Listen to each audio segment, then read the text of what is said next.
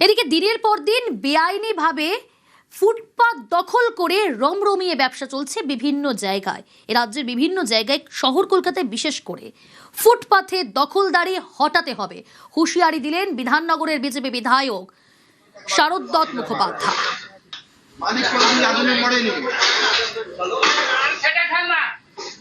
মালিক কোনদিন মরেনি আজ অব্দি, সব মরে যায় ওয়ার্কার। কম পয়সা মাইনে দেয় আপনাদের।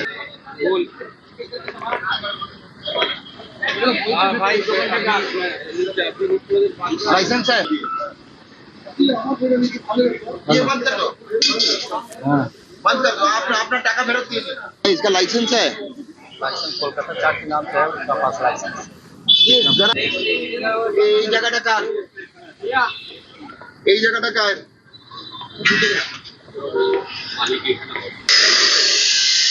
এই বাইরে কিছু থাকবে না, আপনি করতে হবে সব ভেতরে। যা করতে হবে রাস্তায় ভেতরে করবেন। ফোন নাম্বার তো ভালো ठीक है। और बाहर चूल्हा जल रहा है, इसका फायर लाइसेंस नहीं है। প্রতিনিধি অনুপ রয়েছে আমার সঙ্গে। অনুপ, আমরা দেখতে পাচ্ছি যে স্থানীয় বিধায়ক শারদদত্ত মুখোপাধ্যায় হাতে ডায়েরি নিয়ে তিনি নথিবদ্ধ করছেন এবং সরাসরি প্রশ্ন করছেন যে কোনো ফায়ার লাইসেন্স কি আছে, পারমিশন আছে কারো? কোনো কিছু উত্তর দিতে পারছেন না ব্যবসায়ীদের। এইভাবে ব্যাঙের ছাতার মতো গজিয়ে ওঠা ফুটপাত দখল করে রমরমিয়ে ব্যবসা চলছে দিনের পর দিন। বড় সড় বিপদ ঘটতে পারে, বড় সড় দুর্ঘটনা হতে পারে। দায় নেবে কে?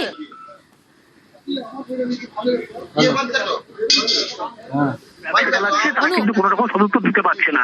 সল্টলেক যে বেআইনি ভাবে এইভাবে ব্যাঙের ছাতার মতো গজিয়ে উঠেছে একাধিক দোকান, জানিয়ে কিন্তু এই প্রশ্নটাই উঠছিল বারবার, যেখানে বড় ধরনের দুর্ঘটনা হলে কে দায়ভার নেবে।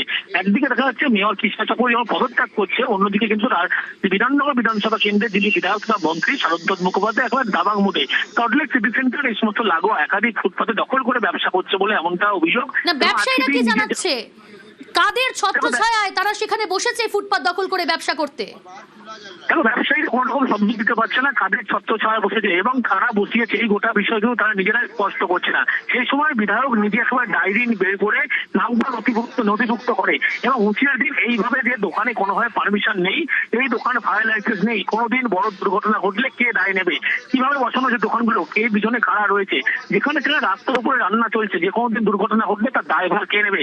এবং আগামীকাল পর্যন্ত সময় দেওয়া হলো, যদি না তোলে তাহলে কালকের পরে এই সমস্ত দোকান কিন্তু বন্ধ করে তুলে দেওয়া হবে, ভেঙে দেওয়া হবে, এমনটা বলা হয়। তার কারণ এই কেষ্টপুর থেকে বাইরের একাধিক মানুষজন যারা 85,000 থেকে 1 লাখ টাকা প্রত্যেক দোকান পিছু, এখানকার যিনি কাউন্সিলর রয়েছেন তুলসী সিনহা তার বিরুদ্ধে অভিযোগ করছেন, তিনি এখান নিয়ে বসিয়েছিল মাসে 10 থেকে 15,000 টাকা দিত।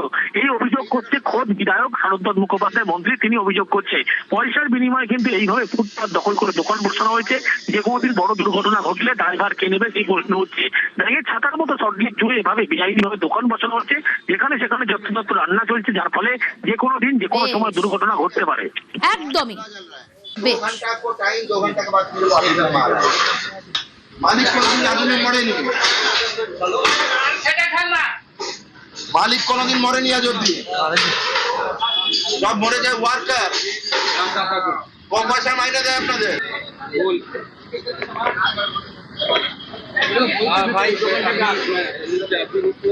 लाइसेंस है, ये बंद कर दो, बंद कर दो। आप अपना टाका फेरत कीजिए। इसका लाइसेंस है, लाइसेंस कोलकाता चार्ट के नाम से है, उसका पास लाइसेंस।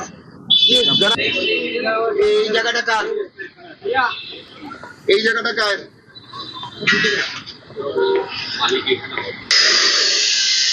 এই বাইরে কিছু থাকবে না, আপনি করতে হবে সব ভেতরে।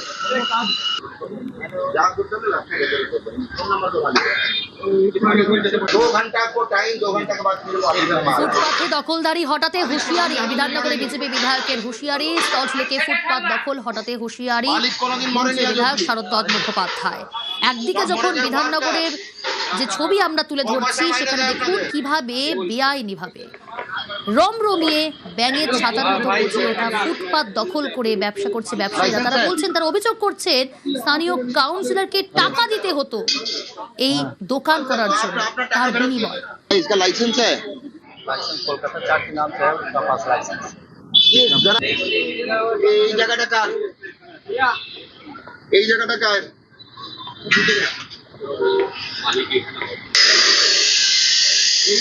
কিছু থাকবে না, আপনি করতে হবে সব ভেতরে।